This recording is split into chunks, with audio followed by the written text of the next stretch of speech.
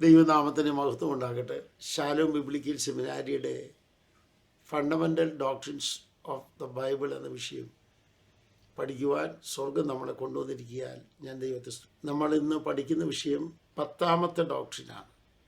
കർത്താവ് പഠിപ്പിച്ച 10ാമത്തെ ഡോക്ട്രിൻ. അതിലേക്ക് നമ്മൾ ഇന്ന് പ്രവേശിക്കും. മൊത്തത്തിൽ 16 ഡോക്ട്രിനാണ് കർത്താവ് പറഞ്ഞത്. ഇന്ന് അധ്യക്ഷനായിരിക്കുന്ന കർത്താവദാസൻ റെഞ്ചി പാസ്റ്റർ അവർകൾക്കും, ഉദ്ഘാടനം ചെയ്യുന്ന കർത്താവദാസൻ ടോണി സാറിനും, ആഗതരായിരിക്കുന്ന ബഹുമാനരായ സ്കോളേഴ്സ്, മാധ്യമങ്ങൾ വഴി ലോകം മുഴുവൻ ശ്രദ്ധിക്കുന്ന ബഹുമാനരായ എവർക്കും ക്രിസ്തുവിൽ എൻ്റെ സ്നേഹവന്ദനങ്ങൾ അറിയിക്കുക. 10 ഡോക്ട്രിൻ നമ്മൾ ഇന്ന് 10ാമത്തെ ഡോക്ട്രിൻ ഇന്ന് പഠിക്കാൻ തുടങ്ങുകയാണ്. അതുകൊണ്ട് നിങ്ങൾ വളരെ ശ്രദ്ധിക്കണമെന്ന് ഓർപ്പിക്കുന്നു. ഇന്ന് തുടങ്ങുകയാണ്. നമ്മുടെ ക്ലാസ് കർത്താവദാസൻ ഉദ്ഘാടനം ചെയ്യും. റെഞ്ചി പാസ്റ്റർ ഉദ്ഘാടനം ചെയ്യും. Welcome all beloved Christian warriors on the spiritual battlefield to Shalom Biblical Seminary in the glorious name of our Savior Lord Jesus Christ, the unique, invisible and immortal Savior. Amen. Amen. Justin ഇതൊന്ന് വായിക്കാൻ പറ്റുമോ? 10. Holy Spirit. John chapter 14 to 16. 11. Yahweh Echad. Mark chapter 12 verse 29 and 30. 12. Second coming. Matthew chapter 24 and 25. 13. Great tribulation. Matthew chapter 24 verse 21-29. 14. Judgment. Matthew chapter 25 verse 34-46. 15. Prepare a place. John chapter 14 2 and 3. 16. Eternal life. John chapter 3 verse 16 and 36. 16 ഉപദേശങ്ങൾ നമ്മുടെ കർത്താവ് നമ്മളെ പഠിപ്പിച്ചു. അതിൽ 9 നമ്മൾക്കിപ്പോൾ പഠിച്ചു കഴിയാനിടയായി. ഇനി 10 മുതൽ 16 വരെയുള്ള പാഠങ്ങളാണ് ഇന്ന് നമ്മൾ ആരംഭിക്കുന്നത്. 10ാമത്തെ ഡോക്ട്രിനാണ് പരിശുദ്ധാത്മാവ് കർത്താവിൻ്റെ മൊഴികളിൽ. ന്യൂമാറ്റോളജി അഥവാ പരിശുദ്ധാത്മ തത്വശാസ്ത്രം. നിങ്ങൾക്കറിയാം, ന്യൂമാറ്റോളജി PNUEMATOLOGY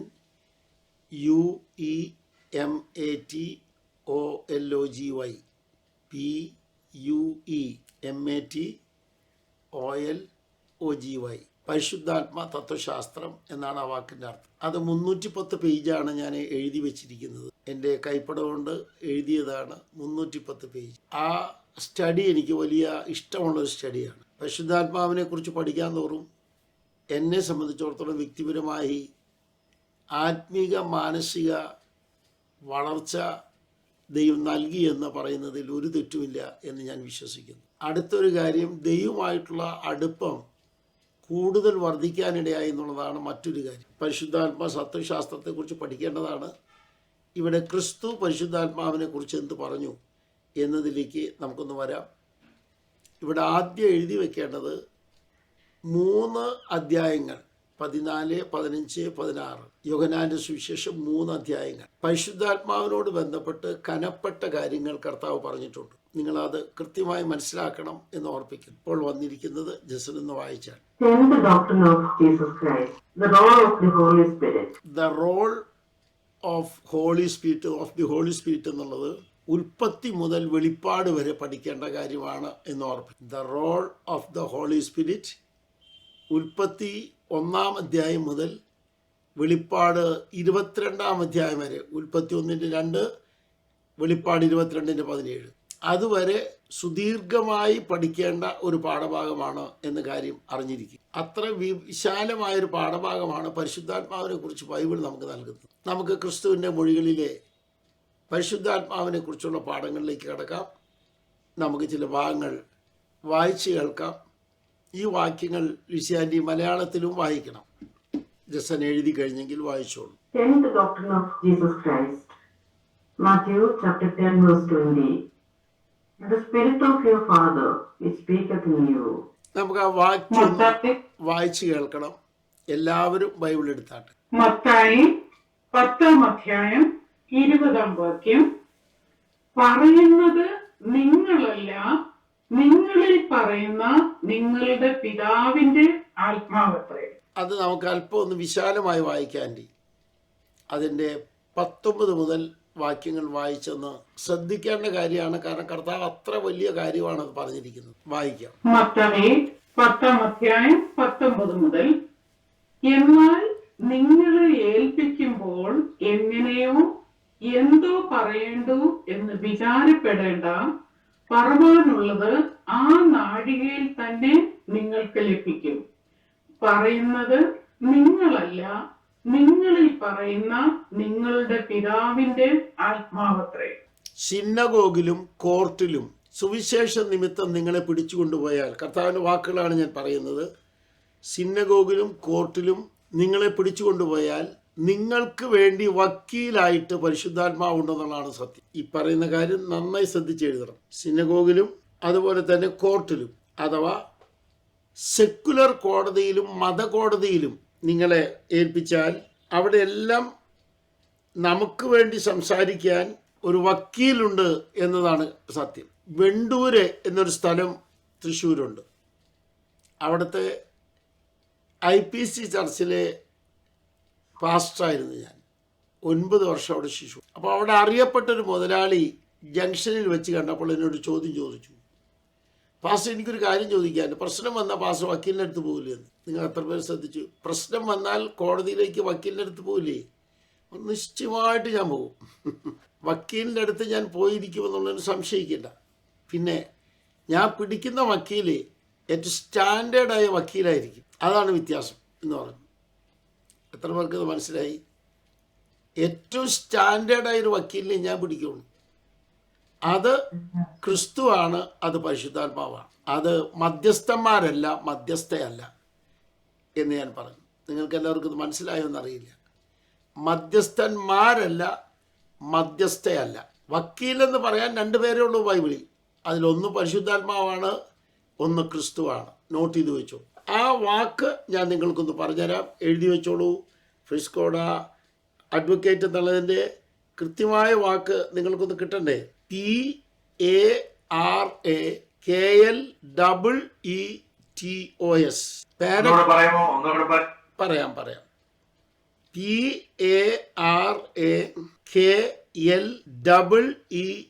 PARAKLEETOS, പാരക്ലീറ്റോസ് എന്നാണ്. ഒത്തിരി അർത്ഥങ്ങളുള്ളൊരു പദമാണ് വക്കീല് എന്നറിഞ്ഞിരിക്കണം. ഇത്രയും പറഞ്ഞ് ഞാൻ തൽക്കാലം അവിടെ നിർത്തട്ടെ. നമുക്ക് ഇതിൻ്റെ അകത്തേക്കൊന്ന് കടക്കണം. മത്തായി സുവിശേഷം 10-ാം അധ്യായത്തിലെ പരാമർശം നമ്മളെ പിടിച്ചുകൊണ്ടുപോയി സിനഗോഗിൽ ഏൽപ്പിച്ചാൽ, കോടതിയിൽ ഏൽപ്പിച്ചാൽ നമുക്ക് വേണ്ടി സംസാരിക്കാൻ ആരുണ്ട് എന്ന് കർത്താവ് പറയുന്നു. ഇവിടെ എഴുതിയിരിക്കുന്ന എല്ലാവരും ശ്രദ്ധിച്ചേ. ഞാൻ ഹൈലൈറ്റ് ചെയ്തത് മാത്രം ജസ്റ്റ് ഒന്ന് വായിച്ചേ. The Spirit of your Father. The Spirit of your Father. നിങ്ങളുടെ പിതാവിൻ്റെ ആത്മാവ്. ആ വാക്ക് നിങ്ങൾ നോട്ട് ചെയ്യണം. നിങ്ങളുടെ പിതാവിൻ്റെ ആത്മാവ്. അപ്പോൾ ഒരു ടൈറ്റിൽ നമുക്കിവിടെ ലഭിച്ചു, പിതാവിൻ്റെ ആത്മാവ്. ഒന്നുകൂടെ എടുത്തു പറയുകയാണ്, പിതാവിൻ്റെ ആത്മാവ്. നമ്മുടെ ബന്ധം പിതാവിൻ്റെ ആത്മാവുമായി ബന്ധിക്കാൻ യേശു നമ്മളോട് ആവശ്യപ്പെടുകയാണ്. അപ്പോൾ പിതാവിൻ്റെ ആത്മാവുമായിട്ടാണ് നമുക്ക് റിലേഷൻ വേണ്ടത്. ഈ അറിവ് നമുക്കുണ്ടായിരിക്കണം. ആ വാക്കിന്, ആ ടൈറ്റിൽ നിന്ന് മാത്രം ഞാനിപ്പോൾ പറയുന്നത്, ബാക്കി പിന്നാലെ പറയാം. 43 ടൈറ്റിലുകൾ പരിശുദ്ധാത്മാവിന് വേണ്ടി ഉണ്ടെന്നാണ് തൃശ്ശൂരുള്ള ഒരു ഉപദേശി കണ്ടുപിടിച്ചിരിക്കുന്നത്. 43 ടൈറ്റിൽസ് ഫോർ ഹോളി സ്പിരിറ്റ്. അത് സംബന്ധിച്ച് നമുക്ക് പിന്നാലെ ഒരു ഭാഗം മനസ്സിലാക്കാം. ഇവിടെ ഒരു നിർണയം നമ്മുടെ മനസ്സിൽ കിട്ടുന്നു. കടുത്ത പ്രതിസന്ധികളിൽ നമ്മളോട് കൂടെ നിന്ന് സംസാരിക്കാൻ പരിശുദ്ധാത്മാവ്, പിതാവിൻ്റെ ആത്മാവ് നമുക്ക് വേണ്ടി ഉണ്ട് എന്നതാണ് ഒരു നിർണയം നമുക്ക് വേണ്ടത്. നമ്മുടെ കടുത്ത പ്രതിസന്ധിയിൽ നമ്മോടുകൂടെ നിന്ന് സംസാരിക്കാൻ പരിശുദ്ധാത്മാവുണ്ട്, പിതാവിൻ്റെ ആത്മാവുണ്ട് എന്ന നിർണയം നമ്മുടെ അകത്തുണ്ടാകണം. ഇവിടെ അറിഞ്ഞിരിക്കേണ്ട മറ്റൊരു കാര്യം കൂടെ പറയാം. ഉൽപ്പത്തി 1-ാം അധ്യായം 2-ാം വാക്യം മുതൽ വെളിപ്പാട് 22-17 വരെ ബൈബിൾ നിറഞ്ഞു നിൽക്കുന്ന ഒരു വിഷയമാണ് പരിശുദ്ധാത്മാവ്. Genesis chapter 1 verse 2 to Revelation chapter 22:17. അപ്പോൾ ആദ്യത്തെ ടൈറ്റിലിൽ തന്നെ പിതാവുമായിട്ടുള്ള ബന്ധം നമുക്ക് നൽകുന്നു. ആദ്യത്തെ നമ്മൾ പഠിച്ച ടൈറ്റിലിൽ തന്നെ പിതാവുമായിട്ടുള്ള ബന്ധം നമുക്ക് നൽകുന്നു. പരിശുദ്ധാത്മാവും പിതാവുമായിട്ടുള്ള ബന്ധം. അത് നമ്മുടെ മനസ്സിലുണ്ടായിരിക്കണം. രണ്ടാമത്തെ ടൈറ്റിലേക്ക് ഒന്ന് വരാം. എഴുതി കഴിഞ്ഞിട്ട് ലിസിയാൻഡി വായിക്കണം. ജസൻ വായിച്ച ശേഷം വായിക്കാം. Matthew chapter 28, 12 verse 28. But if I cast out devils by the Spirit of God, then the kingdom of God is come unto you. Kingdom relation. Mathai 12-ാം അധ്യായം 28-ാം വാക്യം. ദൈവാത്മാവിനാൽ ഞാൻ ഭൂതങ്ങളെ പുറത്താക്കുന്നുവെങ്കിലോ ദൈവരാജ്യം നിങ്ങളുടെ അടുക്കൽ വന്നെത്തിയിരിക്കുന്നു. സ്പഷ്ടം. പ്രധാന ചില തത്വങ്ങൾ നമുക്കിവിടെ എഴുതാം. ഒന്ന്, ഭൂതങ്ങൾക്ക് നേരെ നമ്മൾ ചെല്ലുന്നത് പരിശുദ്ധാത്മാവിനാലായിരിക്കണം. അഥവാ ഭൂതശാന്തി ശുശ്രൂഷ പരിശുദ്ധാത്മാവിനാലായിരിക്കണം, മസ്റ്റ്. രണ്ട്, ആത്മാവ് ദൈവവുമായിട്ടുള്ള ബന്ധമുണ്ട്. ആത്മാവ് ദൈവമായിട്ട്, spirit related to the God. മൂന്ന്, പരിശുദ്ധാത്മാവ് ദൈവരാജ്യവുമായിട്ട് ബന്ധമുണ്ട്. ഇത് മൂന്നും ഒന്നുകൂടെ പറയാം. ഒന്ന്, ആദ്യത്തെ ഒന്നാമത്തെ എഴുതിയെങ്കിലും ഒന്ന് വായിച്ചോളൂ. ഭൂതങ്ങൾക്ക് നേരെ ചെല്ലുന്നത് പരിശുദ്ധാത്മാവിലായിരിക്കണം. ഭൂതശാന്തി ശുശ്രൂഷ എന്ന് എഴുതിക്കോളൂ. ഭൂതശാന്തി ശുശ്രൂഷ പരിശുദ്ധാത്മാവിനാലാണ് ആയിരിക്കേണ്ടത്. രണ്ടാമത്തേത്, ദൈവവുമായിട്ട് ബന്ധമാണ് ആത്മാവിനുള്ളത്, റിലേറ്റഡ് ടു ഗോഡ്. ആകയാൽ Holy Spirit is God. Holy Spirit is God. Third one, ദൈവരാജ്യവുമായിട്ടാണ് ബന്ധം. ദൈവരാജ്യവുമായിട്ടാണ് ബന്ധം. Third one. അതെങ്ങനെയാ ബന്ധം? ആ വാക്യം മലയാളത്തിൽ ഒന്ന് വായിച്ചു കേൾക്കാം നമുക്ക്. എല്ലാവരും ശ്രദ്ധിക്കണേ. മത്തായി 12-ാം അധ്യായം 28-ാം വാക്യം. ദൈവാത്മാവിനാൽ ഞാൻ ഭൂതങ്ങളെ പുറത്താക്കുന്നുവെങ്കിലോ ദൈവരാജ്യം നിങ്ങളുടെ അടുക്കൽ വന്നെത്തിയിരിക്കുന്നു. സ്പഷ്ടം. ഇത് കഴിഞ്ഞ ഉപദേശത്തിൽ നമ്മൾ പഠിച്ചതാണ്, വിശദമാക്കേണ്ട കാര്യമില്ല. ഭൂതങ്ങളെ പുറത്താക്കുന്ന ശുശ്രൂഷ പരിശുദ്ധാത്മാവിനാലാണ് കർത്താവ് നടത്തിയത്. അതിനാൽ ദൈവരാജ്യം നിങ്ങളുടെ അടുക്കൽ എത്തി എന്ന് തെളിയിക്കുന്നു. ആ ഒരു വലിയ അറിവിലേക്ക് നമ്മൾ വരണം. അപ്പോൾ ദൈവരാജ്യവുമായിട്ട് ബന്ധമുണ്ട് എന്നത് സംശയരഹിതമായി പറയാം. മൂന്ന് പ്രധാന തത്വങ്ങൾ ഈ ഒരു വാക്യത്തിൽ അടങ്ങിയിരിക്കുന്നു. ഇനി മൂന്നാമത്തെ വാക്യത്തിലേക്ക് വരാം. അവിടെ രണ്ടെണ്ണം ഒരുമിച്ചാണ് വായിക്കുന്നത്, പക്ഷേ അല്പം ഒന്ന് ശ്രദ്ധിച്ച് വായിക്കേണ്ടിയിരിക്കുന്നു. ഈ വാക്യം മുഴുവൻ എഴുതാൻ നിൽക്കേണ്ട ആവശ്യമില്ല. അതിൽ എഴുതേണ്ടത് ദ ഹോളി ഹോസ്റ്റ് എന്ന വാക്കാണ്. അടുത്തത് ഹോളി സ്പിരിറ്റ് ഈസ് ഗോഡ് എന്നുള്ളതും എഴുതണം. രണ്ട് വാക്യത്തിൽ നിന്നുള്ള പോയിന്റുകൾ ഞാനിപ്പോൾ പറയാം. വായിക്കാം ആൻറ്റി. ജസൻ വായിച്ച ശേഷം. Matthew chapter 12 verse 31. But the blasphemy against the Holy Ghost shall not be forgiven unto men. Matthew chapter 12 verse 32. But whosoever speaketh against the Holy Ghost, it shall not be forgiven him, neither in this world, neither in the world to come. Holy Spirit is God. ലിസിയാൻറ്റി വായിക്കും. മത്തായി 12-ാം അധ്യായം 31-ാം വാക്യം. അതുകൊണ്ട് ഞാൻ നിങ്ങളോട് പറയുന്നത്, സകല പാപവും ദൂഷണവും മനുഷ്യനോട് ക്ഷമിക്കും, ആത്മാവിന് നേരെയുള്ള ദൂഷണമോ ക്ഷമിക്കുകയില്ല. സകല പാപവും ക്ഷമിക്കും. സകല പാപവും ക്ഷമിക്കും. സകല പാപവും കഴുകും. അപ്പൊ സകല എന്ന വാക്കിനകത്ത് എന്ത് ഉൾക്കൊള്ളിച്ചിട്ടില്ല? ആത്മാവിനോട് നേരെയുള്ള ദൂഷണം ഉൾക്കൊള്ളിച്ചിട്ടില്ല. ഈ ഒരു തത്വം ബൈബിളിൽ നിന്ന് പഠിക്കേണ്ടതാണ്. സകല പാപം എന്ന കൂട്ടത്തിൽ ആത്മാവിനോടുള്ള ദൂഷണം ഉൾക്കൊള്ളിച്ചിട്ടില്ല. ആത്മാവിനോട് ദൂഷണം പറഞ്ഞാൽ ക്ഷമിക്കില്ല ദൈവം. അവിടെ പരിശുദ്ധാത്മാവ് ദൈവമാണെന്ന് ക്രിസ്തു വളരെ ഭംഗിയായി തെളിയിക്കുകയാണ്. പരിശുദ്ധാത്മാവ് ദൈവമാണെന്നുള്ള സത്യം വളരെ സ്പഷ്ടമായി ക്രിസ്തു തെളിയിക്കുകയാണ്. പരിശുദ്ധാത്മാവ് ശക്തിയാണ്. പരിശുദ്ധാത്മാവ് വ്യക്തിയല്ല. പരിശുദ്ധാത്മാവ് പ്രാവാണ് എന്നിങ്ങനെ ഒരുപാട് ഉപദേശങ്ങൾ ലോകത്തിൽ ഇറങ്ങിയിട്ടുണ്ട്. പക്ഷെ അതെല്ലാം ഈ ഒറ്റ ഭാഗത്തു നിന്ന് കർത്താവ് മാറ്റിക്കളഞ്ഞു. അതറിഞ്ഞിരിക്കണം. ഇനി അതിന്റെ 32-ാം വാക്യം വരുമ്പോൾ ഇച്ചിരിയോടെ വലുപ്പത്തിലാണ് കർത്താവ് അത് പറയുന്നത്. ഒന്നുകൂടെ ഞാൻ പറയാം. പരിശുദ്ധാത്മാവിനോട് ദൂഷണം പറഞ്ഞാൽ ക്ഷമിക്കില്ല എന്ന് പറയുമ്പോൾ പരിശുദ്ധാത്മാവ് ദൈവമാണ്. അതിന്റെ അല്പം കൂടി വിശാലതയിലാണ് 32-ാം വാക്യം പറയുന്നത്. അതെടുത്ത് വായിക്കാം. മത്തായി 12-ാം അധ്യായം 32-ാം വാക്യം. ആര് ആരെങ്കിലും മനുഷ്യപുത്രന് നേരെ ഒരു വാക്ക് പറഞ്ഞാൽ അത് അവനോട് ക്ഷമിക്കും. പരിശുദ്ധാത്മാവിന് നേരെ പറഞ്ഞാലോ ഈ ലോകത്തിലും വരുവാനുള്ളതിലും അവനോട് ക്ഷമിക്കയില്ല. അവിടെ ശ്രദ്ധിക്കുന്ന നല്ലതാണ്. ഈ ലോകത്തിലും വരുവാനുള്ളതിലും. അവിടെ ലോകം എന്ന വാക്ക് കോസ്മോസ് അല്ല എന്നറിഞ്ഞിരിക്കണം. ലോകം എന്ന പദം കോസ്മോസ് അല്ല, പ്രത്യുത അയോൻ ആണ്. AIOON, അയോൻ ആണ്. അഥവാ ഈ യുഗത്തിലും വരുവാനുള്ള യുഗത്തിലും. കൃത്യമായി എഴുതിക്കോളൂ. ഈ യുഗത്തിലും വരുവാനുള്ള യുഗത്തിലും ക്ഷമിക്കുകയില്ല. ശരിക്കും എഴുതേണ്ടത് ഇങ്ങനെയാണ്: either in the present age or in the age to come. അതാണ് correct translation. Either in the present age or in the age to come. അനേക തർജ്ജമകളിൽ അത് എഴുതിയിട്ടുണ്ട് എന്ന കാര്യം അറിഞ്ഞിരിക്കുക. അത്രയും പറഞ്ഞ് ഞാൻ ആ ഭാഗം വിടുകയാണ്. അപ്പൊ രണ്ട് യുഗങ്ങളിലും ക്ഷമിക്കാത്ത ഒരു വലിയ പ്രോഗ്രാമാണ് ദൂഷണം എന്ന വാക്ക്.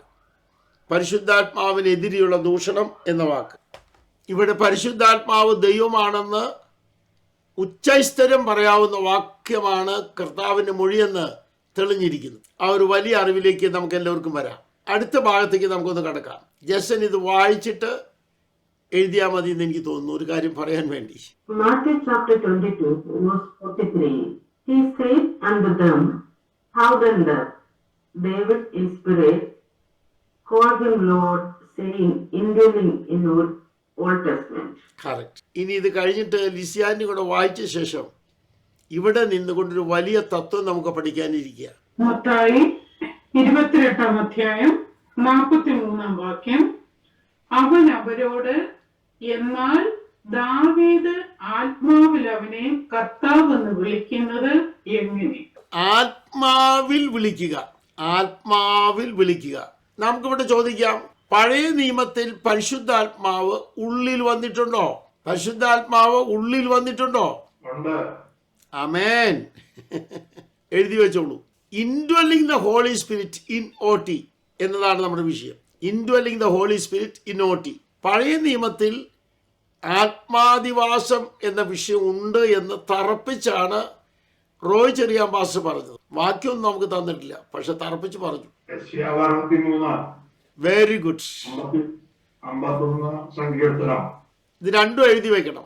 63-ന്റെ 10-11 ഈ വാക്യങ്ങൾ ഒന്ന് വായിക്കണം. അപ്പോൾ 63-ന്റെ 10-11 വായിക്കണം. യെശയ്യാവ് 63-ാം അധ്യായം 10-11 വാക്യങ്ങൾ. എന്നാൽ അവർ മത്സരിച്ചു, അവന്റെ പരിശുദ്ധാത്മാവിനെ ദുഃഖിപ്പിച്ചു. അതുകൊണ്ട് അവൻ അവർക്ക് ശത്രുവായി തീർന്നു, താൻ തന്നെ അവരോട് യുദ്ധം ചെയ്തു. അപ്പോൾ അവന്റെ ജനം മോശയുടെ കാലമായ പുരാതന കാലം ഓർത്തു പറഞ്ഞത്, അവരെ തന്റെ ആടുകളുടെ ഇടയിലോടുകൂടെ സമുദ്രത്തിൽ നിന്ന് കരേറുമാറാക്കിയവൻ എവിടെ? അവരുടെ ഉള്ളിൽ തന്റെ പരിശുദ്ധാത്മാവിനെ കൊടുത്തവൻ എവിടെ? ഒരു ഹല്ലേലി ഉറക്കെ പറയാം നമുക്ക്. എത്ര ക്രിസ്റ്റൽ ക്ലിയർ ആയിട്ടാണ് അവിടെ ഇരിക്കുന്നത്. അവരുടെ ഉള്ളിൽ പരിശുദ്ധാത്മാവിനെ കൊടുത്തവൻ എവിടെ? അങ്ങനെയാണെങ്കിൽ പരിശുദ്ധാത്മാവിനെ ഉള്ളിൽ നൽകിയ പ്രോഗ്രാം പഴയ നിയമത്തിലുണ്ട്. പരിശുദ്ധാത്മാവിനെ ഉള്ളിൽ നൽകിയ പ്രോഗ്രാം പഴയ നിയമത്തിലുണ്ട്. ഇത് വിസ്മരിക്കരുത്. വളരെ ഊർജിതമായി ചിന്തിക്കേണ്ട ഒരു കാര്യമാണത്. കാരണം വന്നും പോയി നിന്നു എന്നാണ് പഴയ നിയമത്തിലെ പരിശുദ്ധാത്മാവിനെ കുറിച്ചുള്ള നമ്മുടെ കേൾവി. അത് വരാൻ കാരണം എന്താണെന്ന് ഞാൻ ഒരു വാക്ക് പറയാം. പണ്ട് പറഞ്ഞിട്ടുണ്ട്, ഒരു വാക്കോട്ട് പറയാം. 111 വർഷമാണ് ന്യായാധിപന്മാരുടെ 14 ന്യായാധിപന്മാരുടെ കാലം. 111 വർഷമാണ് 14 ന്യായാധിപന്മാരുടെ കാലം എൻ്റെ ഓർമ്മയിൽ. ആ സമയത്തേക്ക് മാത്രമുള്ള ഒരു പാക്കേജാണ് ഈ വന്നും പോയി നിന്നു എന്ന് പറയുന്നത്. ആ സമയത്തേക്ക് മാത്രമുള്ള ഒരു പാക്കേജാണ് വന്നും പോയി നിന്നു എന്ന് പറയുന്നത്. അതെന്താ? 14 ന്യായാധിപന്മാർക്ക് ദൈവം നൽകിയ ആ വാക്യങ്ങൾ ഉപയോഗിച്ചുകൊണ്ടാണ് പറയുന്നത് വന്നും പോയി നിൽക്കുന്നു. അപ്പം ന്യായാധിപന്മാരുടെ പുസ്തകമാണ് നിങ്ങളത് നോട്ട് ചെയ്യേണ്ടത്. അപ്പോൾ ഒരു തെറ്റായ കാര്യമല്ല, ശരിയായ കാര്യം നമ്മൾ പഠിക്കുന്നത്. നമ്മുടെ ക്ലാസ്സിൽ കൃത്യമായി നോക്കിയാൽ അറിയാം, ഒരു വ്യക്തി എന്നോട് പറഞ്ഞു, സാറേ വരണമെന്ന് കൃത്യമായ ആഗ്രഹമുണ്ട്, പക്ഷേ തൽസമയത്താണ് ഇപ്പോൾ എൻ്റെ ഡ്യൂട്ടി വന്നിരിക്കുന്നത്. നമ്മുടെ ക്ലാസ്സിലെ കാര്യം പറയുന്നത്, വരാൻ പറ്റില്ല. അപ്പോൾ അവർക്ക് എന്താ, വന്നും പോയി നിൽക്കാനേ പറ്റുന്നു, പരിശുദ്ധാത്മാവിനെ പോലെ. 111 വർഷത്തെ കാര്യം പറയുന്നത്. അപ്പം അത് തെറ്റല്ല, പക്ഷേ ഒരു യുഗത്തിൻ്റെ കാര്യമല്ല എന്ന് കാര്യം എഴുതി വെക്കണം. ഇപ്പം പറഞ്ഞ വാചകം നിങ്ങൾ ശ്രദ്ധിക്കുക, ഒരു യുഗത്തിൻ്റെ കാര്യമല്ല. ഒരു യുഗം മുഴുവൻ പരിശുദ്ധാത്മാവ് വന്നും പോയി നിൽക്കുന്ന പ്രോഗ്രാം അല്ല എന്ന വലിയ അറിവിലേക്ക് നമ്മളിവിടെ കയറണം. അഥവാ രണ്ടാം യുഗം, ന്യായപ്രമാണകാലം മുഴുവൻ ഇങ്ങനൊരു പ്രോഗ്രാം അല്ല എന്നറിഞ്ഞിരിക്കണം. ഈ ഒരു അറിവിലേക്ക് വരാൻ എത്ര പേര് ആഗ്രഹിക്കുന്നുണ്ട്? ആമേൻ. ഇവിടെ തെളിവാണ്. മരുഭൂമിയിൽ 40 കൊല്ലം പരിശുദ്ധാത്മാവിനെ ഉള്ളിൽ നൽകി. മരുഭൂമിയിൽ 40 കൊല്ലം പരിശുദ്ധാത്മാവിനെ ഉള്ളിൽ നൽകി. 51-ാം സങ്കീർത്തനത്തിലും മത്തായി 22-ലും ദാവീദിന്റെ ഉള്ളിൽ നൽകി. 51-ാം സങ്കീർത്തനത്തിലും മത്തായി 22-ലും ദാവീദിന്റെ ഉള്ളിൽ പരിശുദ്ധാത്മാവിനെ നൽകി, അഥവാ കനാൻ നാട്ടിൽ നൽകിയിട്ടുണ്ട്. ഒന്നുകൂടെ എടുത്തു പറയാം, മരുഭൂമിയിൽ 40 കൊല്ലം പരിശുദ്ധാത്മാവിനെ ഉള്ളിൽ നൽകി. അത് ആദ്യം എഴുതണം. മരുഭൂമിയിൽ 40 കൊല്ലം പരിശുദ്ധാത്മാവിനെ ഉള്ളിൽ നൽകി. സങ്കീർത്തനം 51, മത്തായി 22. കനാൻ നാട്ടിൽ ദാവീദിന്റെ ഉള്ളിൽ നൽകി. അത് കർത്താവ് സ്ഥാപിക്കുന്നു. ഇവിടെ ഇതിനേക്കാൾ വലിയൊരു തിയറി വരുന്നുണ്ട്. ഇനി കർത്താവ് തന്നെ പറയുന്നത്, അതിലേക്ക് നമുക്ക് പിന്നെ വരാം. ഈ 2 കാര്യങ്ങൾ നിങ്ങൾ എഴുതിക്കുക നന്നായി. ഒന്ന്, മരുഭൂമിയിൽ 40 കൊല്ലം ഉള്ളിൽ വന്നു. കനാൻ നാട്ടിൽ ദാവീദിന്റെ ഉള്ളിൽ പരിശുദ്ധാത്മാവിനെ കാണും. ഇനി തെളിവുകളുണ്ട്, അവിടെ കിടക്കുകയല്ല. അപ്പോൾ ഒരു യുഗം മുഴുവൻ വന്നും പോയി നിന്ന സ്ഥിതി അല്ല എന്ന കാര്യം അറിഞ്ഞിരിക്കണം. ഇടയ്ക്ക് നിങ്ങളുടെ അധ്യാപകൻ വന്നും പോയി നിൽക്കാറില്ലേ? ശരിയല്ലേ? ഇന്നലെ അധ്യാപകൻ ഇവിടുന്ന് മിനിഞ്ഞാന്ന് മുങ്ങിയതാ, ഇന്നലെ നിങ്ങൾ കണ്ടു, സ്തോത്രം. ഇപ്പം ഇന്ന് ഇവിടെ വന്നിരിക്കുക. അതൊരു സംഭവത്തിൻ്റെ മുമ്പിൽ, ഒരു വിഷയത്തിൻ്റെ മുമ്പിൽ ഈ അറിവിലേക്ക് നമ്മൾ വന്നില്ലെങ്കിൽ വലിയൊരു പദം നമുക്ക് തെറ്റാൻ പോകുന്നുണ്ട്. ഞാൻ പറഞ്ഞ കാര്യം കേൾക്കുക. അപ്പം അധ്യാപകനും വന്നും പോയി നിൽക്കാറുണ്ട്, വിദ്യാർത്ഥികളും വന്നും പോയി നിൽക്കാറുണ്ട്. എന്നാൽ പരിശുദ്ധാത്മാവിനോട് ബന്ധപ്പെട്ട് ഇവിടെ പഠിക്കുമ്പോൾ നമ്മൾ അറിഞ്ഞിരിക്കേണ്ട വലിയൊരു കാര്യം, ദയവായി ശ്രദ്ധിക്കുക, പുതിയ നിയമത്തിൽ വന്നും പോയി നിൽക്കുന്ന പ്രോഗ്രാം ഇല്ല എന്ന കാര്യം എഴുതിയിരിക്കണം. അത് നമുക്ക് പിന്നെ പഠിക്കാം. ആ തിയറി നമുക്ക് കർത്താവ് പറഞ്ഞ ഭാഗത്തേക്ക് വരുമ്പോൾ കുറച്ചുകൂടി വിശാലമായി പഠിക്കേണ്ടിയിരിക്കുന്നു. ഇവിടെ ഒന്നുകൂടെ നമ്മൾ 22-43 വരികയാണ്. ലിസി ആന്റി ഇപ്പോൾ വായിച്ചു കേൾപ്പിക്കും. മത്തായി 22-ാം അധ്യായം 43-ാം വാക്യം. അവൻ അവരോട്, എന്നാൽ ദാവീദ് ആത്മാവിൽ അവനെ കർത്താവ് എന്ന് വിളിക്കുന്നത് എങ്ങനെ? ആത്മാവിൽ വിളിക്കുക, ആത്മാവിൽ വിളിക്കുക. അപ്പൊ നമ്മൾ ചില കാര്യങ്ങൾ നമ്മുടെ മാൻ പവറിൽ വിളിക്കാറുണ്ട്, ബ്രെയിൻ പവറിൽ വിളിക്കാറുണ്ട്, കൺസെപ്റ്റിൽ വിളിക്കാറുണ്ട്, പ്രീ ജഡ്ജ്മെന്റിൽ വിളിക്കാറുണ്ട്. ഇതല്ല, ഇത് പ്രവചനാത്മാവിൽ വിളിക്കുന്ന വിളിയാണിത്. പ്രവചനാത്മാവിൽ വിളിക്കുന്ന വിളിയാണിത്. ഈ ഒരു അറിവിലേക്ക് നമ്മൾ കയറി വരണം. ഈ ഒരു ചിന്ത വരുമ്പോൾ നമുക്കൊരു ചോദ്യം ചോദിക്കാം. പ്രവചനാത്മാവിൽ വിളിക്കുന്ന വിളിയിലേക്ക് നമ്മുടെ സ്കോളേഴ്സിനെ ദൈവം ഉയർത്തണം എന്ന് ആഗ്രഹിക്കുന്നവർ എത്ര പേരുണ്ട്? ഒരു നല്ല ഹല്ലേലൂയ പറയാൻ സന്തോഷമുള്ളവർ എത്ര പേരുണ്ട്? പ്രവചനാത്മാവിൽ ചില കാര്യങ്ങൾ വിളിച്ചു പറയേണ്ടിയിരിക്കുന്നു. ആമേൻ. അങ്ങനെ ഒരു മിനിസ്ട്രി ദൈവം നൽകട്ടെ എന്ന് ആശീർവദിച്ചുകൊണ്ട് ആ ഭാഗം ഞാൻ തൽക്കാലം ഇവിടെ നിർത്തുന്നു. നമ്മുടെ വിഷയം തുടങ്ങിയിട്ടുള്ളൂ എന്ന കാര്യം നമുക്കറിയാമല്ലോ. അടുത്ത ഭാഗം വായിക്കാം. എഴുതി കഴിഞ്ഞിട്ട് ജസൻ എഴുതിയെങ്കിൽ വായിച്ചോളൂ. Matthew chapter 20 verse 19. Baptizing them in the name of the Father and of the Son and of the Holy Ghost. ആ വാക്യം ഒന്ന് വായിക്കാം ലിസാൻഡി. മത്തായി 28-19. ആകയാൽ നിങ്ങൾ പുറപ്പെട്ട് പിതാവിന്റെയും പുത്രന്റെയും പരിശുദ്ധാത്മാവിന്റെയും നാമത്തിൽ സ്നാനം കഴിപ്പിച്ചു. ഈ ഒരു വാക്യത്തിൽ നിന്ന് പഠിക്കേണ്ട കുറച്ച് കാര്യങ്ങൾ ഇപ്പോൾ പറയുന്നത് നിങ്ങൾ ABC എന്ന നിലയിൽ എഴുതിയാൽ നിങ്ങൾക്ക് നന്നായിരിക്കും. ഒന്ന്, നാമം ഏകമേ ഉള്ളൂ. നാമം ഏകമേ ഉള്ളൂ. ആളത്തങ്ങൾ 3 ഉണ്ട്. നാമം ഏകമേ ഉള്ളൂ, ആളത്തങ്ങൾ 3 ഉണ്ട്. 2, സ്നാനത്തിൽ പരിശുദ്ധാത്മാവ് എന്ന വിഷയം ഉറപ്പായും വന്നിരിക്കും. സ്നാനത്തിൽ പരിശുദ്ധാത്മാവ് എന്ന കാര്യം ഉറപ്പായും വന്നിരിക്കും. 3, ശിഷ്യരാക്കുന്ന സമയത്ത് ഒരു ശിഷ്യൻ ആത്മബന്ധം ഉണ്ടായിരിക്കും എന്നറിഞ്ഞിരിക്കണം. അഥവാ പരിശുദ്ധാത്മബന്ധം. ശിഷ്യരാക്കുന്ന സമയത്ത് അല്ലെങ്കിൽ സ്നാനപ്പെടുമ്പോൾ ഒരു ശിഷ്യബന്ധം പരിശുദ്ധാത്മ ബന്ധത്തിലാണ് ഉണ്ടാകുക. റിലേഷൻ വിത്ത് ഹോളി സ്പിരിറ്റ് എന്ന് എഴുതിയാൽ മതി. Relation with Holy Spirit. ഈ ഒരു അറിവിലേക്കും നമ്മൾ ഉയരണം. ഇനി അടുത്തൊരു വാക്ക് ഞാൻ പറഞ്ഞതിൽ നിന്ന് വീണ്ടും പറയുകയാണ്. 954 ടൈറ്റിലുകൾ ദൈവത്തിനുണ്ടെങ്കിലും നാമം ഒന്നേ ഉള്ളൂ. 954 titles but only one name. ഈ ഒരു അറിവും കൂടെ ഉണ്ടായിരിക്കണം. ഈ സ്ലൈഡ് മാറ്റും മുമ്പ് ഒരു കാര്യം കൂടെ പറയുന്നു. മത്തായി സുവിശേഷത്തിലെ ക്രിസ്തുവിൻ്റെ മൊഴികളാണ് ഇതിൽ കൂടുതൽ നമ്മൾ ശേഖരിച്ചിരിക്കുന്നത്. ശ്രദ്ധിച്ചായിരുന്നു എല്ലാവരും? അപ്പോൾ മത്തായി രേഖപ്പെടുത്തിയ ക്രിസ്തു മൊഴിയാണ് നമ്മളിവിടെ കണ്ടത്. ശരിയാണോ നോക്കിയെല്ലാവരും?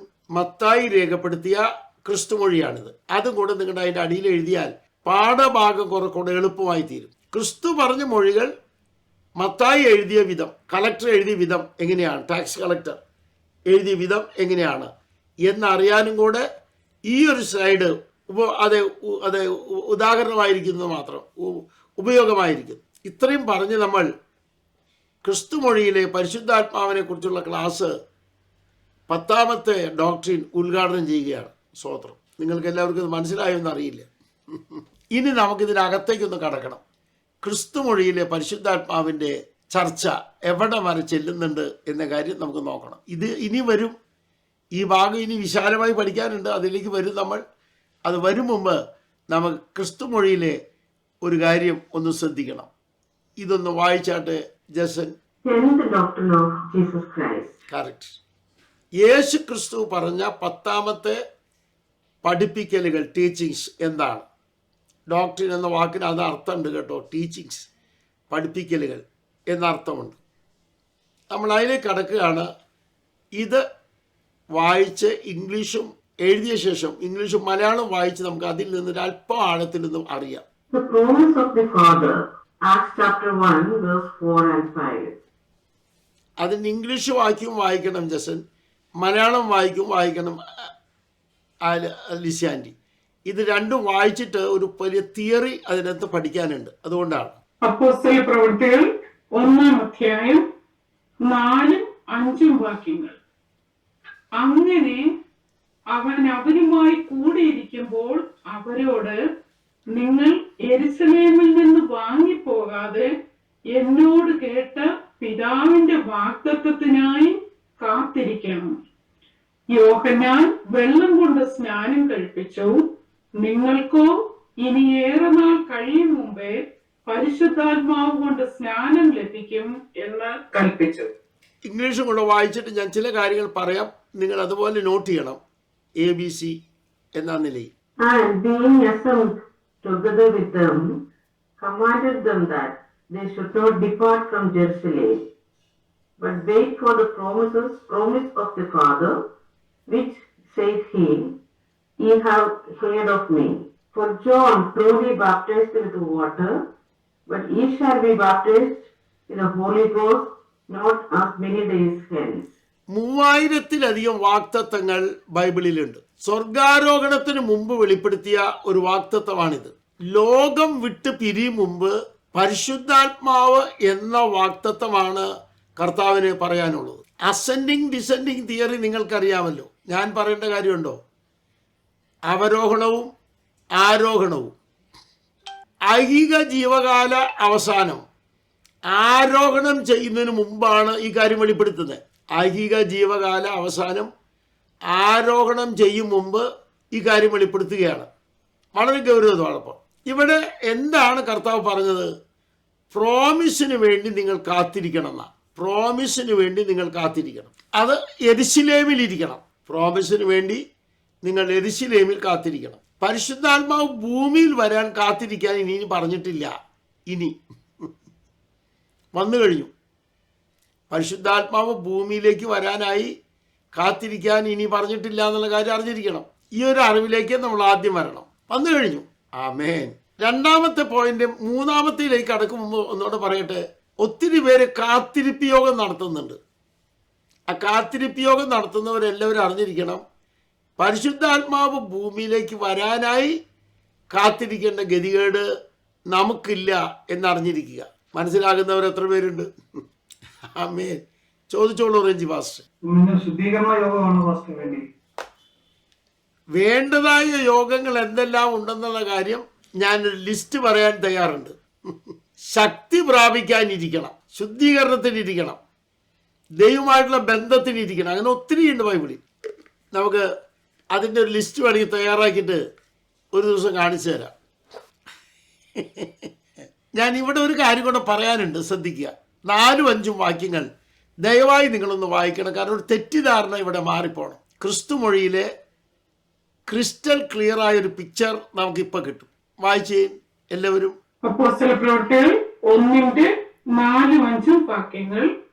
അങ്ങനെ അവൻ അവരുമായി കൂടിയിരിക്കുമ്പോൾ അവരോട്, നിങ്ങൾ യെരൂശലേമിൽ നിന്ന് വാങ്ങിപ്പോകാതെ എന്നോട് കേട്ട പിതാവിന്റെ വാഗ്ദത്തത്തിനായി കാത്തിരിക്കണം. അപ്പൊ കാത്തിരിക്കേണ്ട ലക്ഷ്യം എന്ന് പറയുന്ന ഒന്ന് പ്രോമിസിന് വേണ്ടിയാണ്. പ്രോമിസിന് വേണ്ടിയാണ് കാത്തിരിക്കേണ്ടത് ഇവിടെ പറഞ്ഞത്. ഇനി രണ്ടാമത്തേത് വായിക്കാം. യോഹന്നാൻ വെള്ളം കൊണ്ട് സ്നാനം കഴിപ്പിച്ചു, നിങ്ങൾക്കോ ഇനി ഏറെ നാൾ കഴിയും മുമ്പേ പരിശുദ്ധാത്മാവ് കൊണ്ട് സ്നാനം ലഭിക്കും എന്ന് കൽപ്പിച്ചു. പൂർവകാലം, ന്യായപ്രമാണ കാലം, 2 യുഗങ്ങൾ കഴിഞ്ഞു. ഈ 2 യുഗങ്ങളിലും പരിശുദ്ധാത്മാവ് കൊണ്ടുള്ള സ്നാനം ലഭിച്ചിട്ടില്ല എന്ന് ഈ പ്രവചനത്തിൽ നിന്ന് മനസ്സിലാകുന്നു. പൂർവകാലം, ന്യായപ്രമാണ കാലം എന്ന 2 യുഗങ്ങൾ കഴിഞ്ഞു. ഈ 2 യുഗങ്ങളിലും പരിശുദ്ധാത്മാവ് കൊണ്ടുള്ള സ്നാനം ലഭിച്ചിട്ടില്ല എന്ന കാര്യം തെളിവാകുന്നു. വളരെ ഭംഗിയായി ചിന്തിക്കേണ്ട കാര്യം അത്. ആകയാൽ ആദ്യത്തെ 2 യുഗങ്ങളിൽ പരിശുദ്ധാത്മ സ്നാനം ഇല്ല. Ancient days, age of law, അത് രണ്ടിലും പരിശുദ്ധാത്മ സ്നാനമില്ല. പക്ഷെ പരിശുദ്ധാത്മാവിൻ്റെ പ്രവർത്തനങ്ങളുണ്ട്. ഇത് ഞാൻ ഒന്നുകൂടെ എടുത്തു പറയുകയാണ്. ഈ 2ലും പരിശുദ്ധാത്മ സ്നാനമില്ല, പക്ഷെ പരിശുദ്ധാത്മ പ്രവർത്തനമുണ്ട്. ഒരു വാക്കുകൂടെ എഴുതണം, പരിശുദ്ധാത്മ ദാനമുണ്ട്. പരിശുദ്ധാത്മ ദാനം ഉണ്ട്, ദാനം. ഇനി ആ വാക്യത്തിലെ മറ്റൊരു കാര്യം കൂടെ നമുക്ക് കണ്ടിട്ട് അവിടെ മുൻപോട്ട് പോകാം. ഒന്നുകൂടെ വായിക്കാമോ ലീസിയൻ്റെ ആ വാക്യം? ദയവായി എല്ലാവരും ആ വാക്യത്തിൽ ഒന്ന് കണ്ണു നട്ടാൽ ഒത്തിരി കാര്യങ്ങൾ ചിന്തിക്കാൻ കഴിയും. യോഹന്നാൻ വെള്ളം കൊണ്ട് സ്നാനം കഴിപ്പിച്ചു, നിങ്ങൾക്കോ ഇനി ഏറെ നാൾ കഴിയും മുമ്പേ പരിശുദ്ധാത്മാവ് കൊണ്ട് സ്നാനം ലഭിക്കും എന്ന് കൽപ്പിച്ചു. ഏറെ നാൾ കഴിയും മുമ്പേ. ആകയാൽ പെന്തക്കോസ്ത് നാളിൽ പരിശുദ്ധാത്മ സ്നാനം ലഭിച്ചു. തെളിവുണ്ട്. അപ്പോസ്തലർ 2, അപ്പോസ്തലപ്രവൃത്തി 11 അധ്യായങ്ങൾ. ഏറെ നാൾ കഴിയും മുമ്പ് പരിശുദ്ധാത്മ സ്നാനം ലഭിച്ചു. പെന്തക്കോസ്ത് നാളിലാണ് നടന്നത്. അപ്പോസ്തലപ്രവൃത്തി 2-ലും 11 അധ്യായത്തിലും അതിന് തെളിവുണ്ട്. ഇവിടെ ഒരല്പം ഒന്ന് ഉയർന്ന് ചിന്തിച്ചാൽ നല്ലതാണ്. ആത്മസ്നാനം ഏത് യുഗത്തിലേക്ക്, ഏത് യുഗത്തിലുള്ളവർക്ക്? ബിനു സഹോദരി അവിടെ നിന്ന് പറയുന്നുണ്ട്, കേൾക്കുന്നില്ല. അതെ, ആത്മസ്നാനം സുപ്രസാദ കാലത്തിലേക്കുള്ളതാണ് എന്ന കാര്യം അറിഞ്ഞിരിക്കണം. അത് കർത്താവ് പറഞ്ഞാ പോയത്. Holy Spirit baptism only for acceptable time. ആത്മസ്നാനം സുപ്രസാദ കാലത്തിലേക്ക് മാത്രമാണ് എന്ന അറിവിലേക്ക് വരണം. എന്താ അതിൻ്റെ കാരണമെന്നൊക്കെ വിശദമായി പറയാൻ നമുക്ക് സമയമുണ്ട്. എന്നാലും ഒരു വലിയ അറിവ് ഇവിടെ ഉണ്ടാകണം. ഒറ്റ ചോദ്യമേ മണവാട്ടി രൂപപ്പെടുന്നത് ഏത് യുഗത്തിൽ? ആർക്കെങ്കിലും ഒന്ന് പറയാൻ പറ്റുമോ? മണവാട്ടി രൂപപ്പെടുന്നത് ഏത് യുഗത്തിൽ? ഈ 5 യുഗത്തിൽ ഏത് യുഗത്തിലാ? സുപ്രസാദ കാലത്തിലാ. പ്രധാന തത്വമാണ് അത്. സുപ്രസാദ കാലത്തിലാണ് യഹൂദനിൽ നിന്നും ജാതിയിൽ നിന്നും വിളിച്ച് വേർതിരിക്കപ്പെടുന്ന മണവാട്ടി രൂപപ്പെടുന്നത്. റോമർ 9:22-24 വരെ. യഹൂദനിൽ നിന്നും ജാതിയിൽ നിന്നും വിളിച്ച് വേർതിരിക്കപ്പെടുന്ന മണവാട്ടി രൂപപ്പെടുന്നത് സുപ്രസാദ കാലത്തിലാണ്. റോമർ 9:22-24 വരെ. അത് കൃത്യമായി നോട്ട് ചെയ്യുക. അവർ ഒരു ഗ്രൂപ്പായി തീരുന്നു. ജാതിയിൽ നിന്നും യഹൂദനിൽ നിന്നും വിളിച്ച് വേർതിരിക്കപ്പെടുന്ന ഒരു ഗ്രൂപ്പ് വരികയാണ്, അഥവാ ഒരു ടാഗ്മ. ഇവിടെ നമുക്കൊരു ചോദ്യം ചോദിക്കാം. കൈവിടപ്പെടുക എന്നൊരു വാക്ക് നമ്മൾ ഇടയ്ക്കിടയ്ക്ക് ഇവിടെ പറയാറുണ്ട്. ഇല്ലേ? കൈവിടപ്പെടുന്നവരുടെ കാര്യം, കൈവിടപ്പെടുന്നവരുടെ വിഷയം എന്നൊക്കെ പറഞ്ഞാൽ നമ്മൾ ഒത്തിരി പ്രാവശ്യം കേട്ടിട്ടുണ്ട് ആ വാക്ക്. ഒരു ചോദ്യം നമുക്ക് ചോദിക്കാം, സഭയിൽ നിന്ന് കൈവിടപ്പെടുന്ന ആരെങ്കിലും ഉണ്ടോ? ഇല്ല. ഒറ്റയാളില്ല. ശ്രദ്ധിച്ച് എഴുതണേ, പുതിയ നിയമസഭയിൽ നിന്ന് കൈവിടപ്പെടുന്ന ഒരൊറ്റയാളില്ല. സംഘടനയിൽ നിന്ന് കൈവിടപ്പെടുന്ന ആളുകളുണ്ട്, അതുറപ്പാ. സംഘടനയ്ക്ക് വേണ്ടി ധീരം ചങ്ക് വെച്ച് വീരപരാക്രമശാലികളായി രക്തം വരെ ഊറ്റാൻ തയ്യാറാണെന്ന് പത്രങ്ങൾ പറയുന്നു. ഇപ്പം അതിനൊക്കെ തയ്യാറായിരിക്കുക. കൈവെപ്പ് ശുശ്രൂഷ തുടങ്ങി കാൽവെപ്പ് ശുശ്രൂഷ വരെ ഇപ്പം നടന്നുകൊണ്ടിരിക്കുകയാണ്. അതൊക്കെ കൈവിടപ്പെടും, ആ സംഘടനയിൽ നിന്നുള്ളതാണ്. എന്നാൽ ദൈവസഭയിൽ നിന്ന് ഒരൊറ്റ എണ്ണം കൈവിടപ്പെടുന്നില്ലെന്ന് അറിഞ്ഞിരിക്കണം. അതിൽ വന്നു ചേരാൻ ദൈവം നമുക്ക് തന്ന ഭാഗ്യത്തെ ഓർത്ത് നന്ദിയുള്ളവരെല്ലാം ഒന്ന് സ്തോത്രം ചെയ്ത് ആരാധിക്കാം. ഒരു നല്ല വാക്കിങ്ങനെ പറയാം, നിയുക്ത മണവാട്ടി പദവിയിൽ വന്നു ചേരാൻ ദൈവം നമുക്ക് തന്ന ഭാഗ്യത്തിന് നന്ദിയുള്ളവർ എത്ര പേരുണ്ട്? നിയുക്ത മണവാട്ടി പദവിയിൽ വന്നു ചേരാൻ ദൈവം നമുക്ക് ഭാഗ്യം തന്നതിൽ നന്ദിയുള്ളവരെല്ലാം ദൈവത്തെ സ്തുതിച്ചാട്ടെ. ഇവിടെ ഈ സ്ലൈഡിൻ്റെ അടുത്ത ഭാഗത്തേക്ക് നമ്മൾ കടക്കും മുമ്പ് വളരെ കൃത്യമായൊരു അറിവ് വരുന്നു. നമ്മുടെ പട്ടാളത്തിൽ എന്തോ ചോദിക്കാറുണ്ട്, ചോദിച്ചോളൂ. ഇല്ല സാറേ, ഇതുകൊണ്ട് ഒരു കാര്യം ഇപ്പൊ ഓർത്തതാണ്. ഈ ഇടയ്ക്ക് ഒരു പ്രസംഗം ഇങ്ങനെ ഈ ടൈറ്റിൽ വെച്ചുകൊണ്ട് ഒരു പ്രസംഗം അറിയപ്പെടുന്ന ദേവദാസം പ്രസംഗിച്ച് അതിന് കൊടുത്തിരിക്കുന്ന ടൈറ്റിൽ ഇതാണ്, സഭയിൽ നിന്ന് കൈവിടപ്പെടുന്നവരുടെ അവസ്ഥ എന്താകും എന്ന് പറഞ്ഞ ടൈറ്റിൽ കൊടുത്ത് ഞാൻ കണ്ട്, അതുകൊണ്ട് ഒരു സംശയം പോലെ വന്നു. അപ്പോൾ ആ ടൈറ്റില് പുതിയ നിയമത്തോട് ബന്ധപ്പെട്ട് ബാധകമല്ല. ആ ടൈറ്റിൽ പുതിയ നിയമത്തോട് ബന്ധപ്പെട്ട് ബാധകമല്ല, സംഘടനയോട് ബന്ധപ്പെട്ട് ബാധകമാണ്. 45,000 സംഘടനകൾ ക്രിസ്തുവിൻ്റെ നാമത്തിൽ നിന്നുണ്ട്. അതിൽ നിന്ന് കൈവിടപ്പെടും. അതിൽ നിന്നൊരു ഗ്രൂപ്പ് കർത്താവിൻ്റെ അടുക്കൽ ചെല്ലും. അതായിരിക്കും ചിലപ്പോൾ ആ ടൈറ്റിൽ അദ്ദേഹം ഉദ്ദേശിച്ചത്. സഭയിൽ നിന്ന് കൈവിടപ്പെടുന്ന ഒരൊറ്റ വാക്ക് ഞാൻ കണ്ടില്ല. ഇനി മാത്യു സാറൊക്കെ അന്വേഷിച്ചിട്ട് കണ്ടെത്തിയെങ്കിൽ എനിക്ക് അയച്ചു തന്നേര്. ആരെങ്കിലും കണ്ടാൽ ഉടനെ എനിക്ക് ആ വാക്യം അയച്ചു തരണം കേട്ടോ. ഞാൻ അത് അടുത്ത ക്ലാസ്സിൽ തന്നെ കൃത്യമായിട്ട് എടുത്തേക്കാം. നെക്സ്റ്റ് വായിക്കാം നമുക്ക്. ഇവിടെ പരിശുദ്ധാത്മാവ് ആര് എന്ന ചോദ്യത്തിൻ്റെ ഉത്തരം കൂടെ ഈ തരുണത്തിൽ നമ്മൾ പഠനത്തോട് സഹായകമായി കാണുകയാണ്. പൂർവാസ്തിക്യം, പരിശുദ്ധാത്മാവിന്റെ പൂർവാസ്തിക്യം. വായിക്കാം ആ വാക്യം, 1ഉം 2ഉം ചേർത്ത് വായിക്കണം ലിസ്യാൻഡി. ഉൽപ്പത്തി 1-ാം അധ്യായം 1ഉം 2ഉം വാക്യങ്ങൾ. ആദിയിൽ ദൈവം ആകാശവും ഭൂമിയും സൃഷ്ടിച്ചു. ഭൂമി പാഴായും ശൂന്യമായും ഇരുന്നു. ആഴത്തിന്മീതെ ഇരുളുണ്ടായിരുന്നു. ദൈവത്തിന്റെ ആത്മാവ് വെള്ളത്തിന്മീതെ പരിവർത്തിച്ചുകൊണ്ടിരുന്നു. ഒരു നല്ല ഹല്ലേലൂയ ഉറക്കെ പറയാം നമുക്ക്. അവിടെ ദൈവത്തിന്റെ ആത്മാവ് പരിവർത്തിക്കാൻ വന്നു എന്നല്ല, പരിവർത്തിച്ചു കൊണ്ടിരുന്നു എന്നാണ്. അങ്ങനെയെങ്കിൽ പരിശുദ്ധാത്മാവ് മുമ്പേ ഉണ്ടായിരുന്നു. പരിശുദ്ധാത്മാവ് മുമ്പേ ഉണ്ടായിരുന്നു. നമ്മുടെ ജോസൂട്ടി അച്ഛൻ ജനിക്കുന്നതിന് മുമ്പ് പരിശുദ്ധാത്മാവുണ്ട്. സജി ജനിക്കുന്നതിന് മുമ്പ് പരിശുദ്ധാത്മാവുണ്ട്. നമ്മുടെ കായംകുളം സാറ് ജനിക്കുന്നതിന് മുമ്പ് പരിശുദ്ധാത്മാവുണ്ട്. ജയിക്കബ് അച്ചായം ജനിക്കുന്നതിന് മുമ്പ് പരിശുദ്ധാത്മാവുണ്ട്. ഞാൻ ഈ പറയുന്ന കാര്യം ശ്രദ്ധിച്ചേ എന്ന് പറഞ്ഞ് നമ്മളൊക്കെ ജനിക്കുന്നതിന് മുമ്പേ പരിശുദ്ധാത്മാവുണ്ട്. ക്രിസ്തു ഭൂമിയിൽ വരുന്നതിന് മുമ്പ് പരിശുദ്ധാത്മാവുണ്ട്. ഈ വാക്യപ്രകാരം പഴയ നിയമത്തിലെ പ്രവാചകന്മാർ ജനിക്കുന്നതിന് മുൻപേ പരിശുദ്ധാത്മാവുണ്ട്. എല്ലാവരും ഉണ്ടല്ലോ. സൃഷ്ടിയുടെ സമയത്ത് പരിശുദ്ധാത്മാവുണ്ട്. ഈ ഒരു അറിവിലേക്ക് എത്ര പേർ കയറി വരുന്നുണ്ട്? അപ്പൊ പരിശുദ്ധാത്മാവ് മുമ്പേ ഉണ്ടായിരുന്നവനാണ് എന്ന കാര്യം തെളിവായി. ഇടയ്ക്ക് കയറി വന്ന ശക്തിയല്ല. ഇവിടെ ഒരു ഉപദേശം എടുത്ത് പറയുകയാണ് ഞാൻ, ഇടയ്ക്ക് കയറി വന്ന പവർ അല്ല പരിശുദ്ധാത്മാവ്. അങ്ങനെ പഠിപ്പിക്കുന്നവരുണ്ട്. That's wrong. ഇനി പരിവർത്തിച്ചു കൊണ്ടിരുന്നു എന്ന വാക്ക് കൂടെ നിങ്ങളുടെ മനസ്സിലിരിക്കട്ടെ. പാഴും ശൂന്യവും ആയി തീർന്നു എന്നാണ് ഇവിടെ കറക്റ്റായിട്ട് അവിടെ ഉപയോഗിച്ചിരിക്കുന്നത്. ഹയ എന്ന എബ്രായ വാക്കല്ല, ഹയത്ത എന്ന എബ്രായ പദമാണ് എഴുതുക. HAAYA അല്ല, HAAYETAAH, HAAYETAAH, ഹയത്ത. ആയിത്തീർന്നു എന്നാണ്. പാഴും ശൂന്യവും ആയിത്തീർന്നു. ഹയത്ത തോഹുവ ബോഹു എന്നാണ് ഇവിടെ എഴുതിയിരിക്കുന്നത്.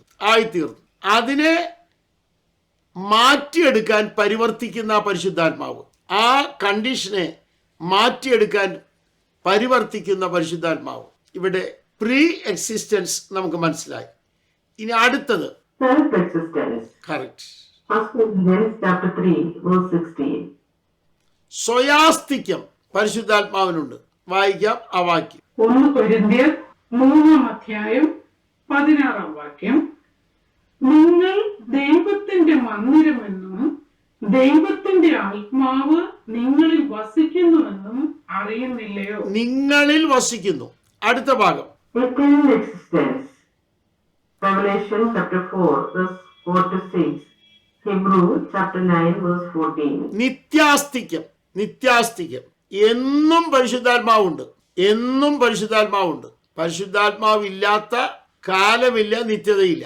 പരിശുദ്ധാത്മാവില്ലാത്ത കാലമില്ല, നിത്യതയില്ല. ഈ ഒരു വലിയ അറിവിലേക്ക് വരണം നമ്മൾ.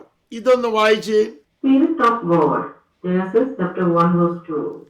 ഉൽപ്പത്തി 1:2 നമ്മൾ വായിച്ച ടൈറ്റിൽ ദൈവത്തിന്റെ ആത്മാവെന്നാണ്. ഉൽപ്പത്തി 1:2 നമ്മൾ വായിച്ച ടൈറ്റിൽ ദൈവത്തിന്റെ ആത്മാവെന്നാണ്. എന്നാൽ 1 പത്രോസ് 1:11 അങ്ങനെയല്ല കാണുന്നത്. ലിസി അതിന്റെ ആ വാക്യം ഒന്ന് വായിക്കണം. Spirit of Son. 1 Peter chapter 1, verse 11. 1 Pathros 1:11